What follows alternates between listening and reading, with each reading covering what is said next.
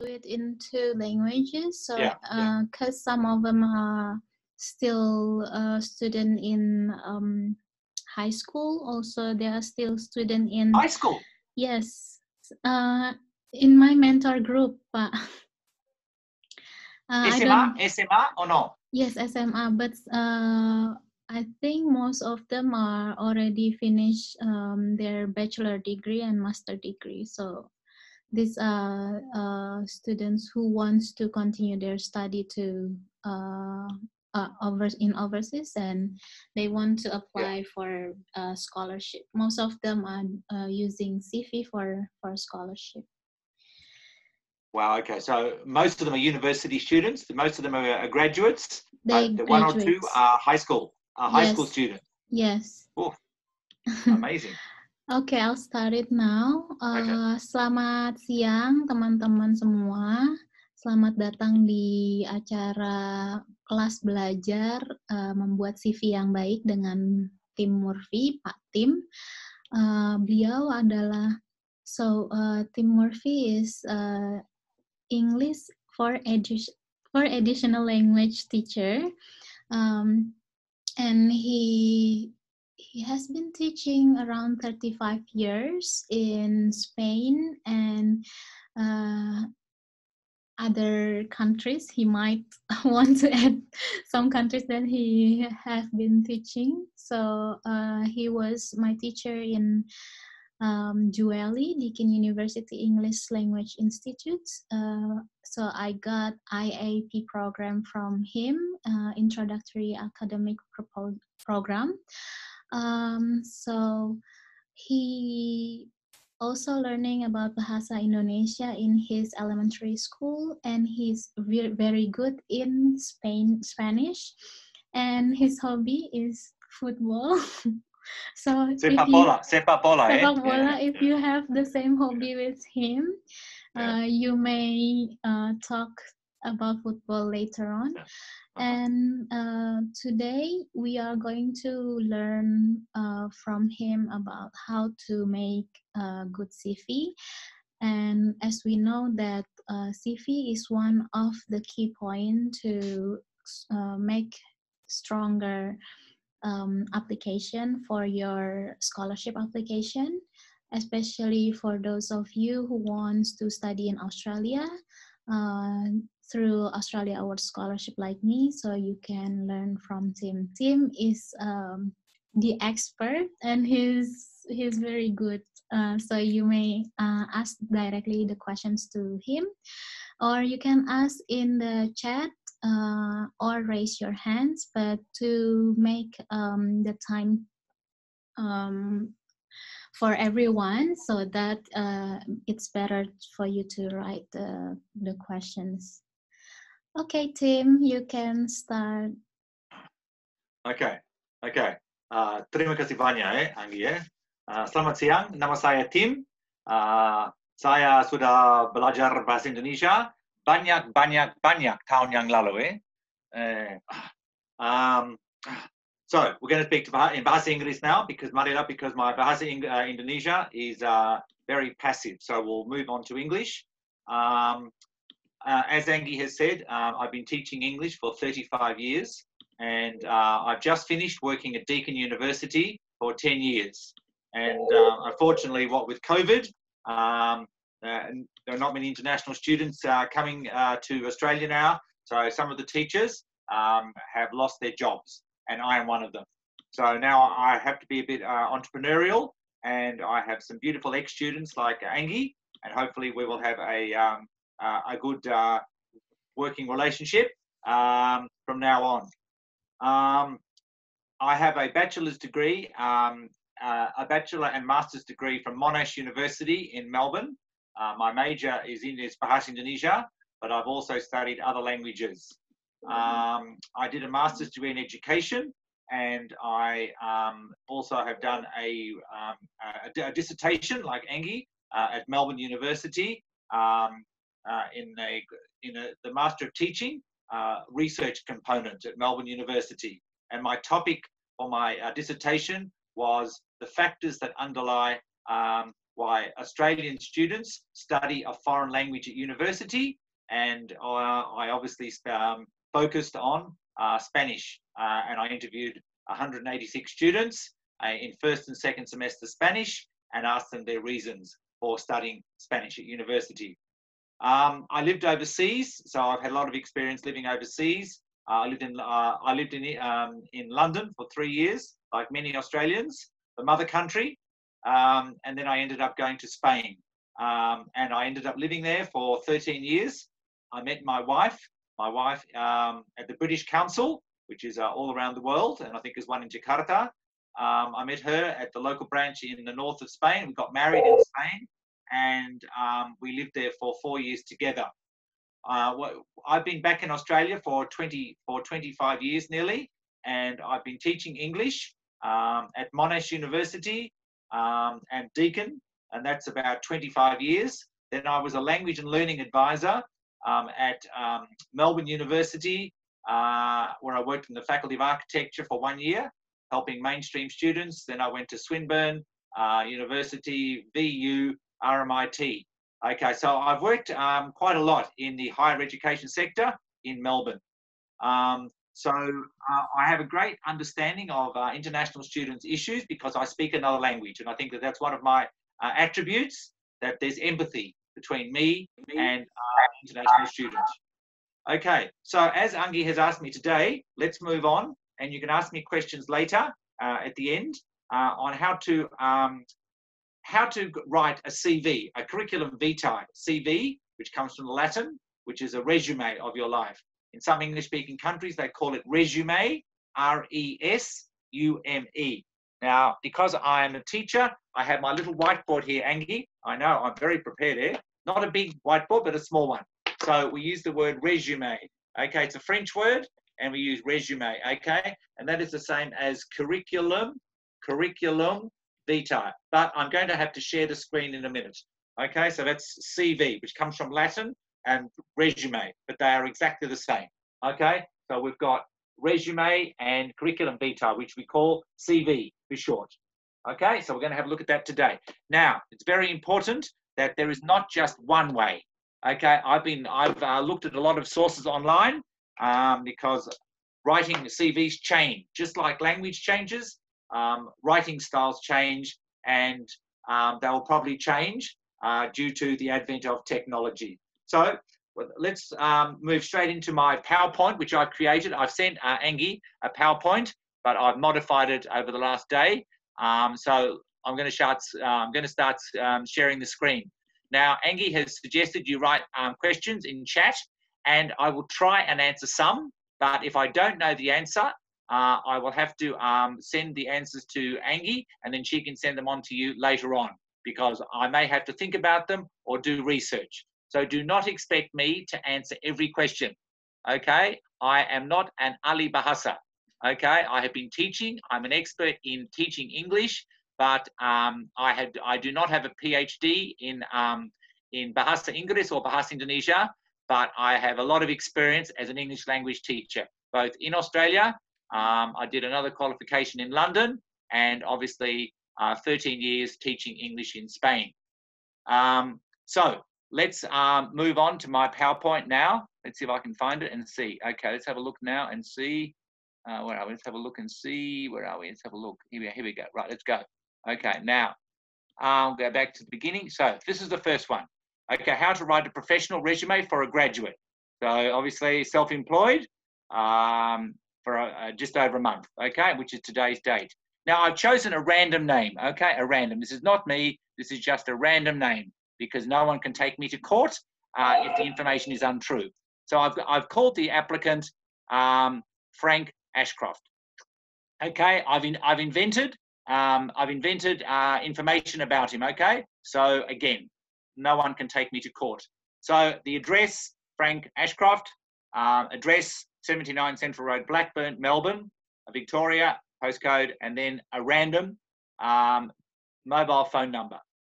Now, as you can see here, I've included his Gmail, because often employers need to contact, or HR, human resource departments need to contact potential applicants, and they need a current email. Now, where possible, try and use a Gmail account. Try not to use a personal email address such as Hotmail or Yahoo or Instagram or Facebook or Twitter.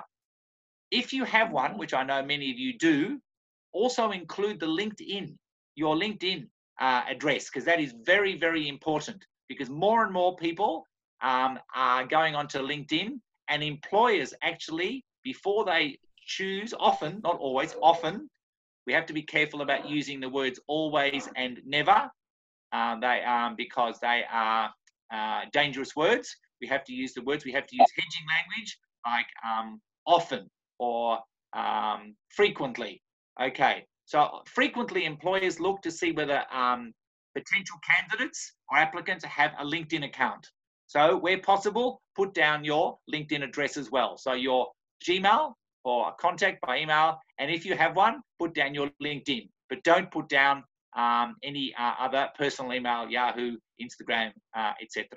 Okay, so I hope that's quite clear. So here, key information, your contact email address, and where possible, put down your LinkedIn address, okay, which I've just invented for Frank Ashcroft. Okay, okay, so then we move on to skills summary. Now this is different, and I said at the in my last slide that you've got to look at the job advertisement. Every job advertisement is different. You cannot submit the same CV for every job. You will have to change, modify, amend, delete, add, or we use a word called tweak. Hopefully all of you have heard this word, tweak. Let's see if you heard of this word, tweak.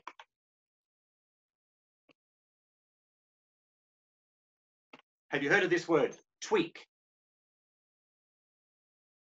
If you have to tweak something, you have to, that is a slang word, an informal word for changing.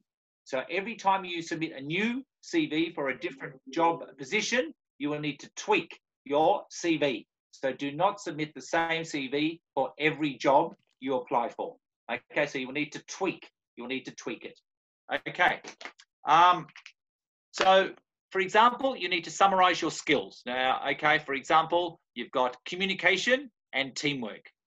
For example, for Frank, our random applicant, I've said that he's got excellent spoken communication skills, which he's gained from participating in Toastmasters. Now, I'm sure there are many Toastmaster courses in Nusantara. Am I right, Anggie? There are many Toastmasters club for public speaking? Mm-hmm. Yes. Okay. So Deakin has one, and as Anggie may remember, Deakin Toastmasters has won many, many, many awards. Okay, and people are not just international students, but local students, even after they've finished their studies at Deakin, come back for to attend Toastmaster courses week after week. Okay, even if they've got a job in the city, some of them come and join, and they've won many, many awards. So that's what Frank has done. He's participated in Toastmaster courses at university, and he's also presented many seminars in groups during his internship. He's worked as an intern. He's also got written, so there's two types of communication, spoken communication skills, and of course there's written communication skills. So he's also developed his written communication skills in writing and in groups and individually. Teamwork, of course, is very, very important asset or attribute when you're applying for a job. And here, as this is a summary, of course, skills summary, demonstrated strong ability to work well in teams, both at university and in his internship year. Okay, so these are some examples of a summary. So as soon as the employer, the HR or the employer opens your CV, you go straight to the personal information, then a summary of your skills, your key skills. Then you might move on to languages. So obviously Frank is very clever and speaks fluent Spanish and has a basic knowledge of Bahasa Indonesia, French and German, okay, which I've just invented, okay? Obviously in today's world, you have to show proficiency in IT skills. So Frank is proficient in Word, Excel and PowerPoint. Now, of course, you can add other skills that you've got online, which I'm sure some of you have got. The next one we've got for a skills summary is problem solving. Successfully organised study group. Now, Frank is very clever because he went overseas for 6 months to do study abroad in Surabaya, okay, to assist, and he assisted local classmates with English language skills. Okay, so while he was at university, he went overseas for 6 months in Surabaya, Indonesia, and helped his classmates with English language skills. He liaised with supervisors and mentors, listening to both supervisors and mentors, and implemented their advice and their suggestions. This is a summary, okay? A 2-page summary, a 2-slide summary of the skills summary. So we go back here, communication, teamwork, and then, of course, languages, IT skills, and problem solving. There may be other headings you wish to add, but these are the core skills that you need to address when submitting, okay, a CV. Now, you may or may not want to do this. You may want to have a career statement. If you have had a lot of experience, professional experience in a career, you may want to submit a career statement or a career objective. This is very, very new. This did not exist when I first started looking for a job 30 years ago. Okay, so you may want to say, I am a self-driven individual with 1 year's experience as a graduate intern in a multinational company, Ernst & Young. I'm seeking to begin my professional career in investment banking by using both well-honed communication and problem-solving skills. With an internship at such a prestigious company, I plan to further expand my skill set in a graduate position in a similar ranked company. For example, okay, that's an example. If you've had experience, if you're a fresh graduate, if you're a new graduate, if you're a recent graduate, obviously you will not have a career statement, okay? Okay, but it's for those that have had some kind of experience in jobs, okay, previous jobs, okay? So then the employer can say, well, okay, I have a quick couple of lines, a short paragraph as a career statement or career objective. This is mainly for those of you who have got experience, okay, professional experience. Okay, so that's a career statement or career objectives. Okay, now, education, and this is just random. Of course, everyone has got a different educational background, and I've invented this, okay? I have invented this for Frank Ashcroft. Okay, so you can see here that I've started the most recent to the least recent, okay? Okay, just like referencing, okay? Most recent to least recent. So I've started, for example, he's done a B-Commerce, a Bachelor of Commerce at UNSW, which is the University of New South Wales, okay? His majors were banking and marketing, okay? I've just invented those, but you need to tweak this to include your own majors. Now, you don't need to include your academic transcript, but in case the employer or the HR department requests them, you put this here in red, for example. A full academic transcript can be emailed upon request, because some employers would like to see your academic transcript, okay? So, but you don't submit that initially with your CV. That may come later if you are shortlisted after employers or HR departments receive many job applications. They have to shortlist them, and then they may ask you in the interview or before an interview whether you can bring along or email your full academic transcript. Okay, you may want to say give some of your standout marks or grades. A member of a group who received a high distinction in HD for a third-year subject. Okay, you may want to you may want the employer or the human resources, the HR department, to see this if you got a high distinction, so they can think, wow, this guy is the high achiever. Okay, so the student Frank did a BCom, okay, over 4 years. Now, as we said before, he spent 6 months in Indonesia, in Nusantara, at the Universitas Negeri Surabaya. Okay, I checked that online. Okay, so I think that university exists, Anggie. Yeah? Okay, so that's in Surabaya, and he studied there as part of his B-Commerce. Then go back to school. Okay, he finished his high school certificate at Manly Secondary College in Sydney. Okay, and you don't need to give any marks that you get for your high school, your SMR, and for certainly not SMP or Sekolah Dasar. okay? And taman kana, forget it, okay? So we just need to concentrate on the university results. But if you're a recent graduate, you may wish to include, okay, your final year where you went to school, or your final years, your SMR. Okay, only include relevant information. Okay, so each job application, you check the job description, and you will have to tweak each time you create a job application. And think about the highlights. What were the standouts from your university course? What did you excel at? What did you do? And think how relevant this may be for a future employer. Okay, it's got to be relevant to the job position. Okay, so think about some of the highlights that you may wish to put here in your education. Okay, so start recent and then go backwards. Most recent to least recent. Okay, so this is only a sample, and of course there are many, many different ways of creating, and this is only my way. There are many, many other ways, but it's just to give you an idea of what information you need to include. Okay, not all of it at the same time. The employer, the HR department may ask you later on, if you're successful, if you get shortlisted for an interview, to bring in or to email additional information.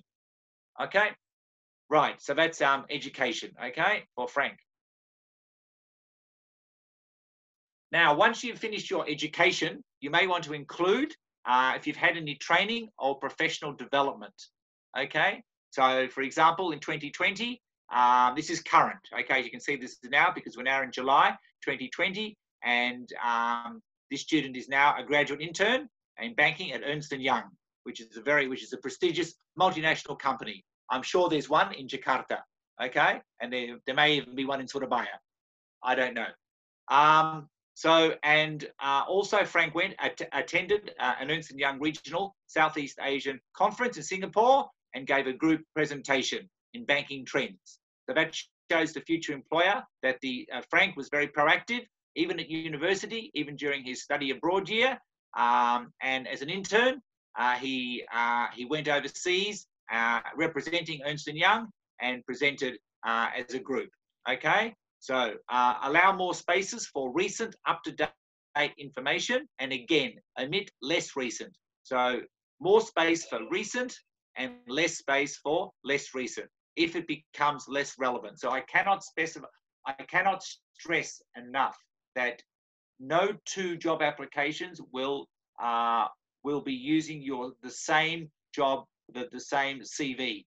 You will need to look at the criteria in the advertisement, if it's seek.com or whatever else it is in your local email. If you're looking for jobs, graduate jobs, and you will need to tweak, you will need to adjust, you will need to modify, okay, each CV to make sure that you address all of the criteria that the employer, that the HR department includes in their job position.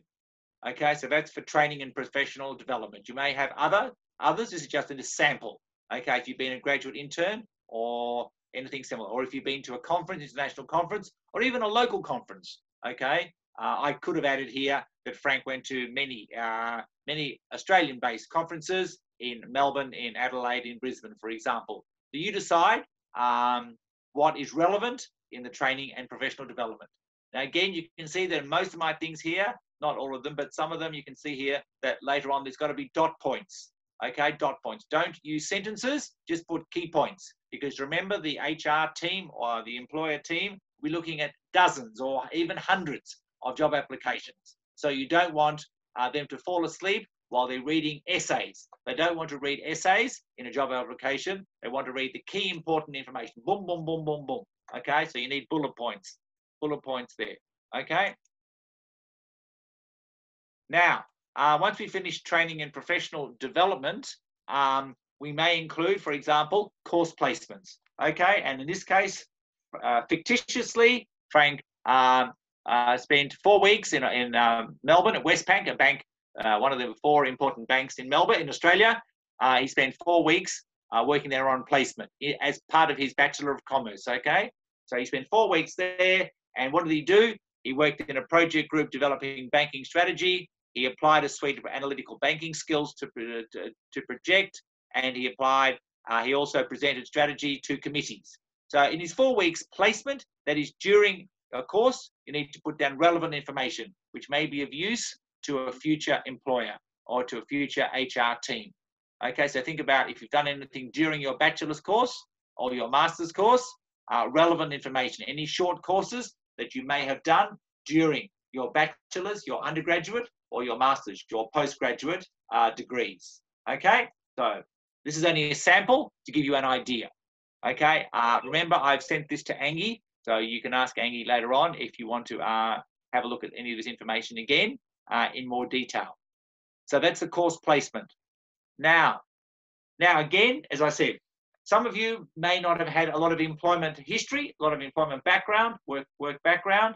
Others may have. But just to give you an example, because in the future, you will get your first job and then you'll have a second job and third and fourth, but you need to make sure that you have an employment history here. So the employer, your prospective employer, your future employer or HR team can have a look. Okay. And here again, most recent to least recent.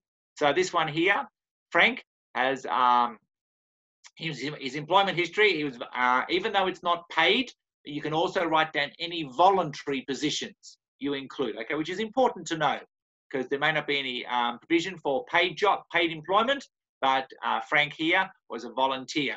So he worked at his home university in the Faculty of Commerce. He was a student mentor, and he specify voluntary. So what did Frank do for over 2 years? He coordinated campus orientation tours for new undergraduate UG commerce students. He trained in student advocacy and mentoring. And like Anggie, he acted as a mentor for a group of 10. But I think Anggie has a group of 20 or 30. I don't know how many, Anggie. Okay? But Frank, our fictitious job applicant, acted as a mentor for a group of 10 undergraduate students. Before, okay, while he was at school, when he was at high school, he worked as a retail assistant, casual. And of course, we all know Zara, which is an international clothes store, a Spanish clothes store all around the world. I think there are 7,000 stores, and I'm sure there is a Zara in Jakarta and Surabaya. Okay, there is certainly one in Melbourne. So Frank worked as a retail assistant in the Zara men's department store in Sydney. What did he do? He served customers. He undertook stock taking, which is inventory, and to know when to get place new orders, get new stock in, and regular inventories as directed by his manager. Okay, so it's very important to hear in your employment history to focus on highlighting your achievements, what makes you stand out, because there'll be many, many, many job applicants, and you have to make sure that you stand out, that the employers will notice you more than they will notice all of the other job applicants. Why should an employer, a prospective employer, a prospective HR team choose you, to shortlist you so that they can interview you? So this is the first step, that you submit an online CV, then hopefully it'll be well received and they will want to interview you to see what your interviewing techniques are like. So you need to make sure that your CV is well written and they say, we want to interview this candidate. Okay, their CV is promising and they may want to explore more in detail in a Zoom, because we're in COVID-19 times, in a Zoom interview, or in the future when the borders reopen, in a face-to-face interview. Okay, but more and more commonly, I think, and even with the diaspora today, that people actually have Zoom interviews around the world.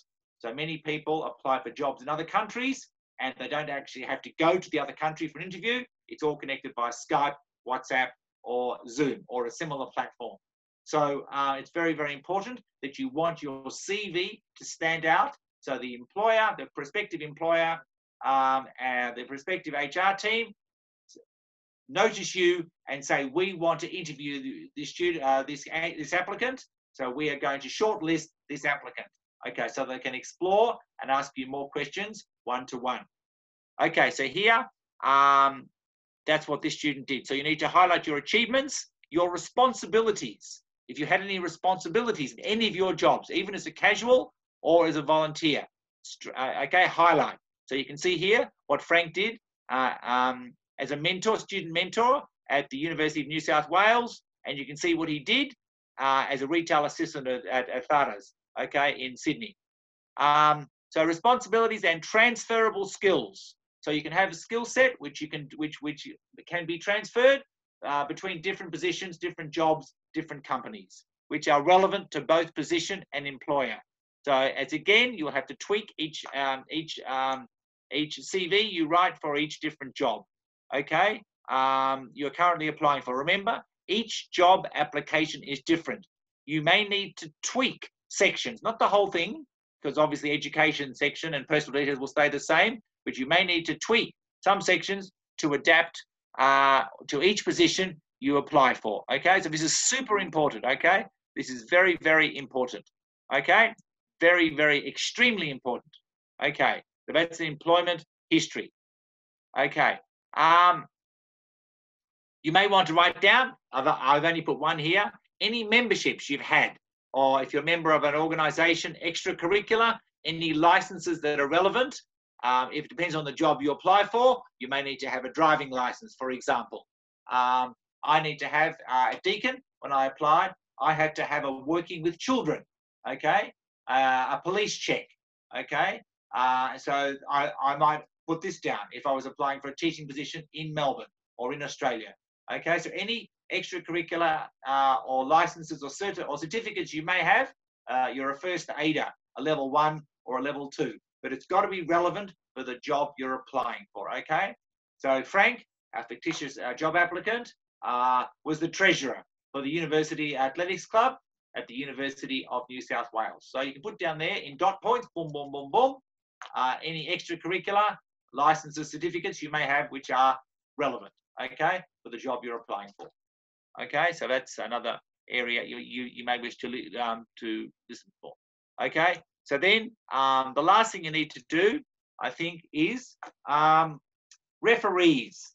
Now, when I started looking for jobs 30 years ago, you needed to have 2, and you needed to put down a phone number.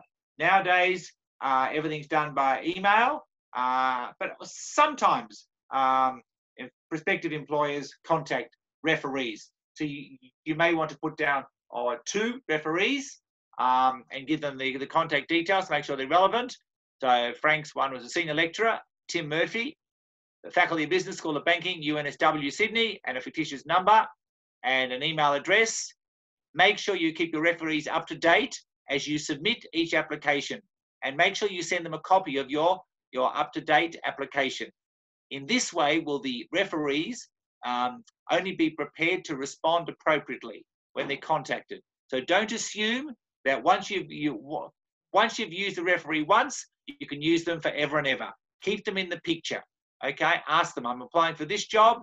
Okay, I've updated my CV. Here is a copy, so they know when they're contacted by this prospective employer that there are no surprises.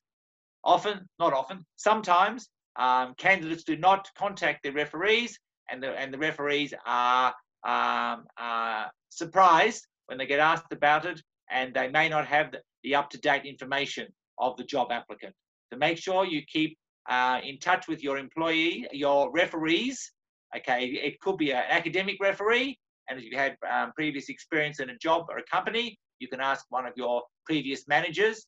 For example, I can ask my past manager and my past director, and they will be prepared to write a referee, to be a referee for me when I apply for a new job in the future. Okay, so that's an example here. You ask them, you choose them an academic and a non-academic, especially if you've had previous work experience. So that's very, very, very important. Okay, and formatting. Now you need to do this yourselves. Make sure headings are in larger and bold font type. You know, just like you did the 3 main font types, I think, are Arial, Times, New Roman, and Calibri. Okay, they're the main ones, but not the only ones. Bullet points are used instead of complete sentences. Be consistent and concise with parallel grammatical structures. Always check. For example, I like swimming and play tennis. There is not parallel structure. I like swimming and playing tennis. So you need to make sure that your grammatical structures are parallel. Check your spacing and referencing, okay, where needed. number your pages, okay, and then use your full name in a footer on every page, okay, in your CV. These are just some suggestions, okay, that you need to bear in mind as you're writing and polishing and drafting. Just like an essay, you may need to do several drafts of a CV, and you may want to ask some of your classmates to have a look at it to give you feedback. Because just like at university, you see a lecturer once a week, but you see your study buddies a couple of times a week, and you can ask them to give you feedback, and then they can you can give them feedback for their CV, okay, where possible. All right, so I think that they're the main points. And then, of course, the reference I used was from James Cook University in Australia, graduate resumes, and I downloaded that, which I have used quite extensively, which is a graduate resume, which helped me put together this CV.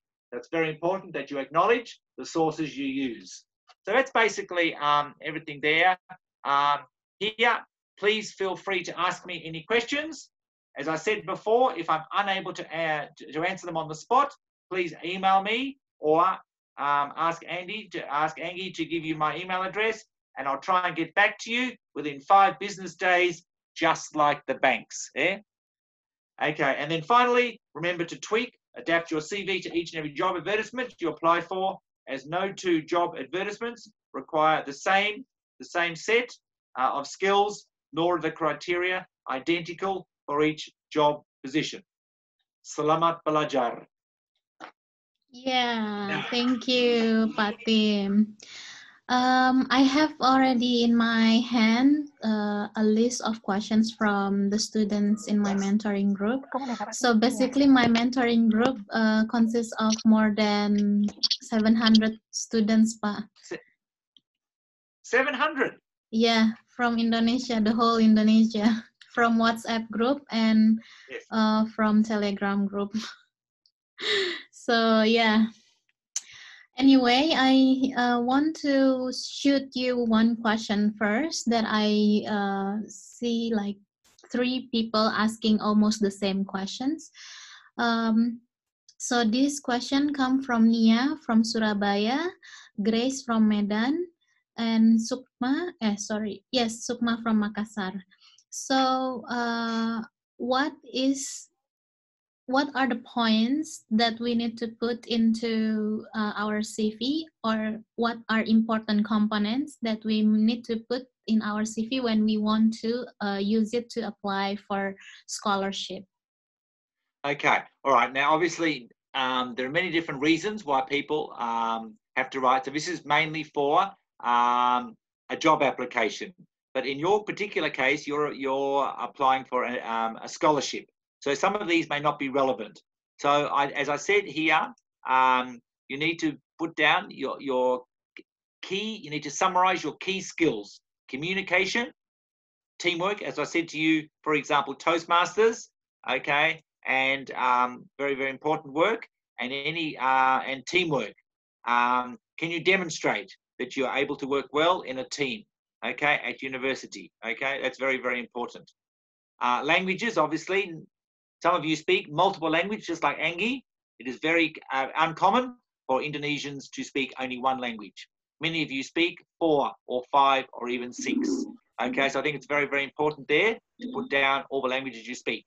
That's very, very important. IT, I think that's important as well, because at university, Anggie can also back me up here, because she has been a recipient of a scholarship into Australia. So she can vouch for the importance, the high-level importance of having great IT skills.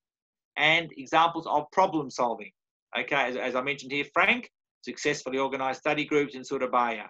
Okay, now if you've had any contact with Australians or foreigners, not necessarily Australians, but English speakers in your home university or in your hometown, have you had any contact? What type of contact? Did it involve language? Were they learning Bahasa Indonesia? Okay, or problem solving and liaising with supervisors and mentors. Okay, do you have a supervisor? Do you have a mentor? Do you implement advice and suggestion, just like Frank? I think this is very important. Even applying for a scholarship, okay, overseas. I think it's important because the scholarship panel will be looking at these headings. Okay, so basically communication skills, teamwork skills, languages, IT skills, and your ability to problem solve. I think that's very, very important. Okay, career statements is not relevant. Again, your education background, which we've talked about already. I'm not going to spend more time on that. I think that's very, very important. And then any training and professional development. Okay, here that you've gone to any conferences you've attended, even if it's intra-Indonesia. For example, you're from Ujung Pandang and you've been to a conference in Lampung or in whereabouts in Bogor, for example. Write that down, even though as long as it's relevant to your major. Okay, if it's your major is education or marketing or whatever your major is, make sure that you adapt, that you tweak. Okay, all of these conference attendances down there. So training and professional. Some of you may have already been to many workshops or many conferences. Okay, within Indonesia, not necessarily abroad, but even within Indonesia, as long as they're relevant. Okay, at other universities. Okay, which is very, very important. Okay, again, and any course placements you've had.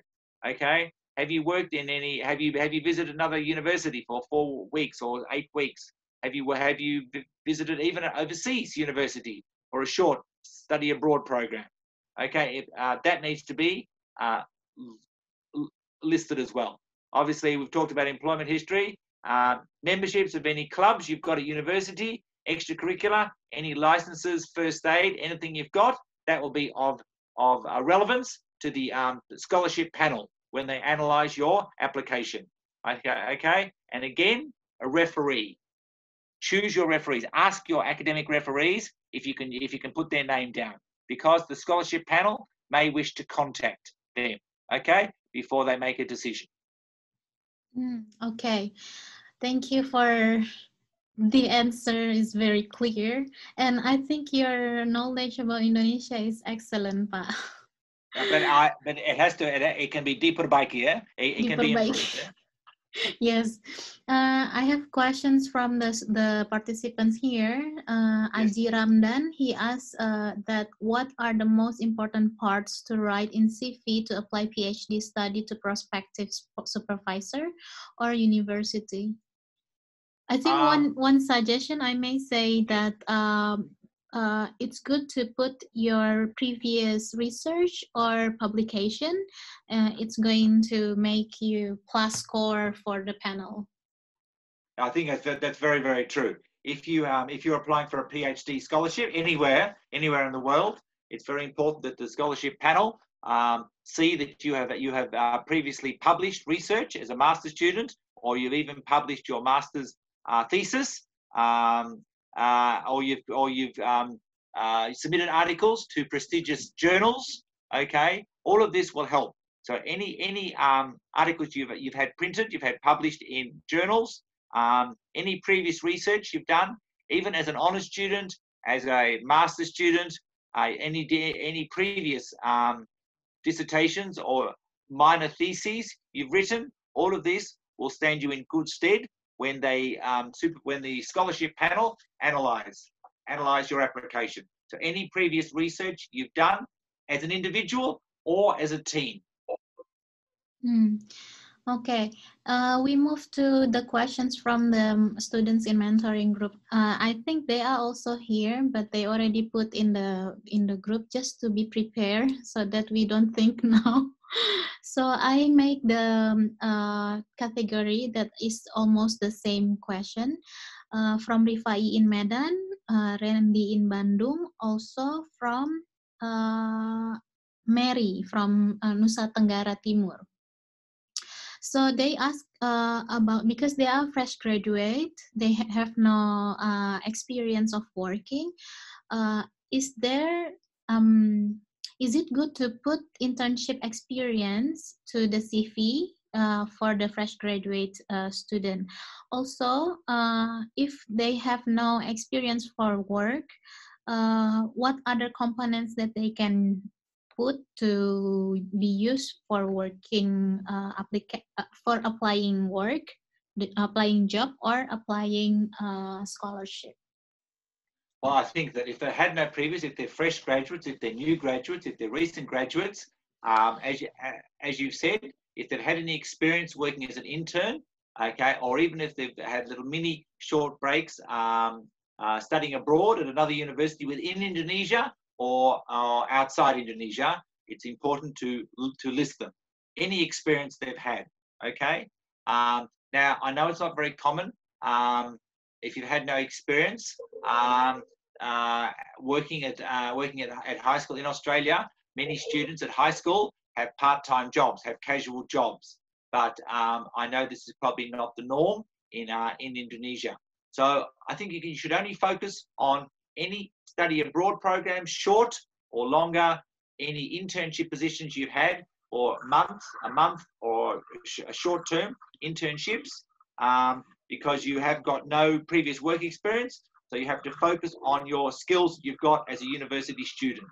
So I think it's very, very important, okay, very, very important to list any research that you've published yourself, you've written and you've had published, or that you're currently engaged in, because that will be very, very important for scholarship panels as they assess, okay, any research you've done, any teamwork you've done, any workshops in your hometown, in your home province, across Indonesia or overseas. All of this will be vital when the scholarship panel analyse to make a decision as to whether they should accept you as a scholarship recipient.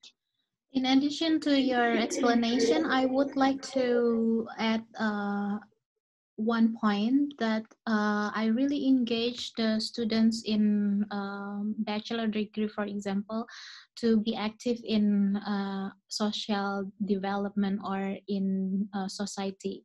So the engagement for being active in organization to help society would help them to have the skills like voluntarily work, or any other skills that they may get, like leadership or problem solving.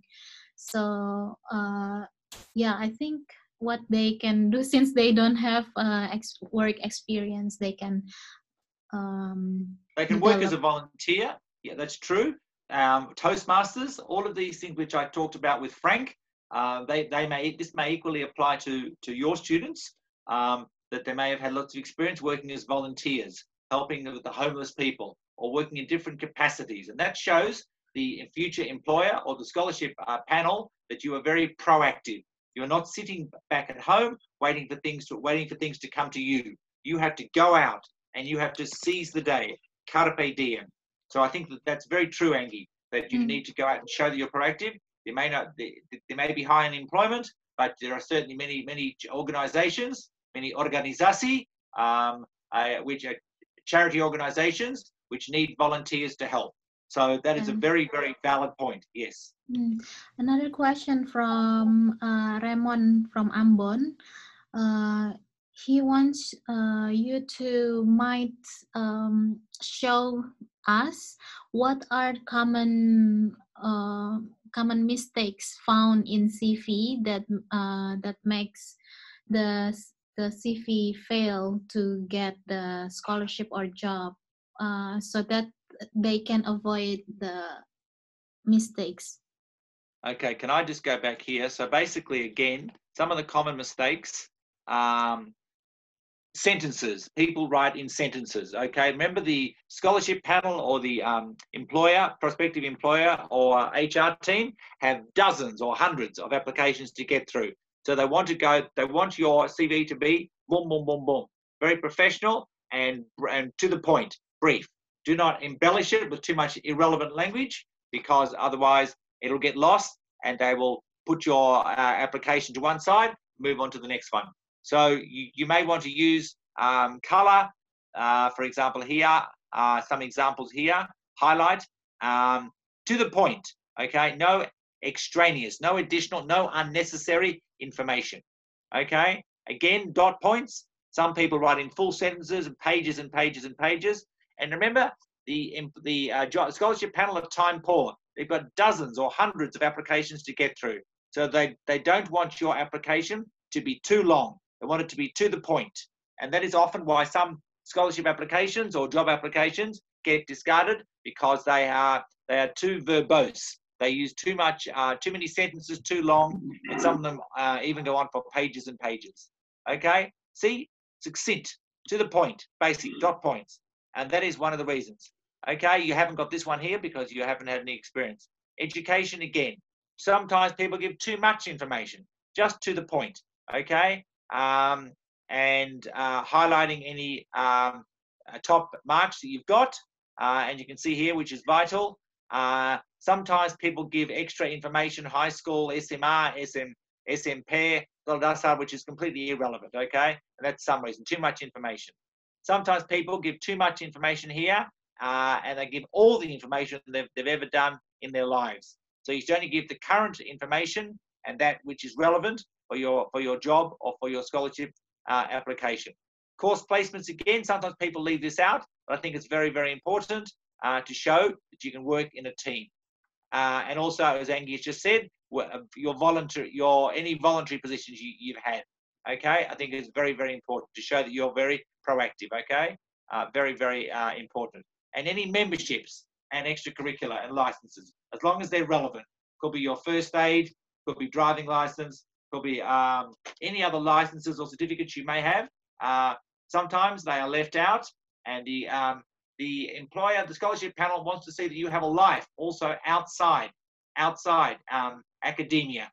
Okay, what are your hobbies? What are your interests? And this is where you can put them down and highlight them. Okay, in any memberships that you've had. Okay. Is it including internship? Yeah, is it internship. relevant? Yes. Yes. Yeah, Okay. internship is very relevant, as I said before. Okay, so there is one question from Joiner from Tangerang. He said that, is it still relevant if I put the work experience from the past 3 years, like? Yes, absolutely. Yes, sure. the past 3 years. Yeah, absolutely. Employment history. Yeah, of course. Yeah. Absolutely. Yes. Yes. And then Julie from Nabire asking, is it possible for the applicants to put webinars in CV, as we know that due to the outbreak of COVID-19, most or even all seminars are done online? Yes, absolutely. Yes, put the webinars down. That's right. Yes, for sure. If you've attended webinars, absolutely. Yeah, but not too many. The key ones. But if you've hosted a webinar, that's very, very important. Not if you've attended a webinar. What you've hosted as as a host. Not so I should put even. Yeah, you absolutely this should go down on your CV, Anggie. I never use my experience to host. Yes, this is my volunteer program right. for other Proactive. people. This is a first for you, a first for me, a first for everyone. Okay. So yes, one that you have hosted for sure. Absolutely. I will fix my CV. Randy asked me. I